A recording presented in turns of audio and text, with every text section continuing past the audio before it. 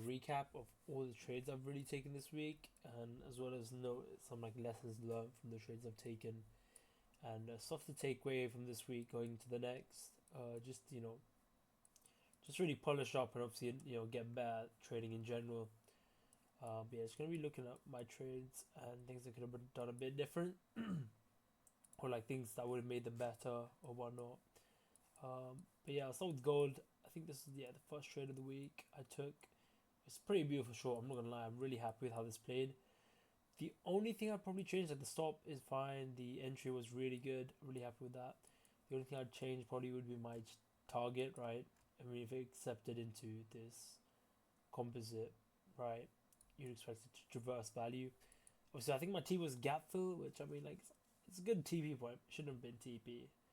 Um, yeah, I think I should just really trust in it, just going down further. It's not a huge thing to comment on, but obviously, like, I could have captured a bit more there. It's not, not the biggest one of the week, like, biggest lesson to learn, but yeah, just like, it would have made more sense to just have my TV down there. And, it did go there, just gave a underside retest of the POC and then went down. But, yeah, for that one, that was alright. That's pretty clean trade as well. Really happy with that. I think of all trades taken today, this is probably my favorite one. Just based on how I entered and flushed, and yeah, I gave a good move. Next one we have Euro. This was a partial win. Trying to play traversal, didn't get it unfortunately. Obviously we had some compression here. Yeah, if you look on like the smaller time frame, like compression position on that, and then we obviously broke out. We topped at the POC. I took POC profits as you would, and then obviously it's break even to me. Gave retest, gave small retest, didn't really go high, and then just went down, retested DVA, and then just had some dildo. Yeah, trade wise, pretty happy with this one, right? It's a partial win, nothing to really comment on.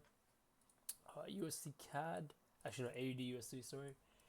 This was a really clean one, and it's actually setups I quite like to take. To be fair, like often I take setups for like obviously acceptance and retest, the initial acceptance and retest.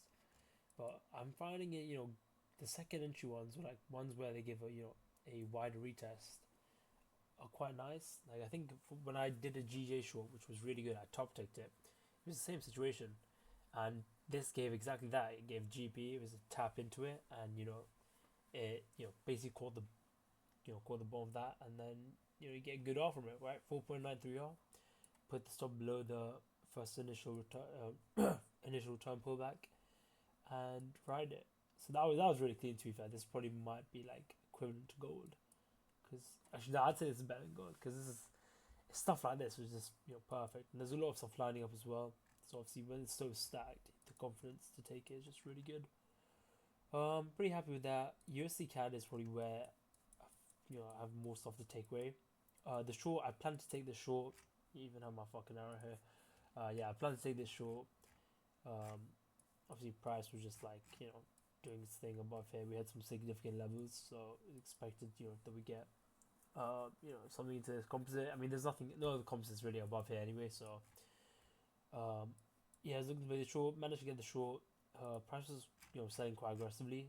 So yeah, and thankfully it gave a retest. It wasn't a huge R short by any means, but I'll take every R I can get, right.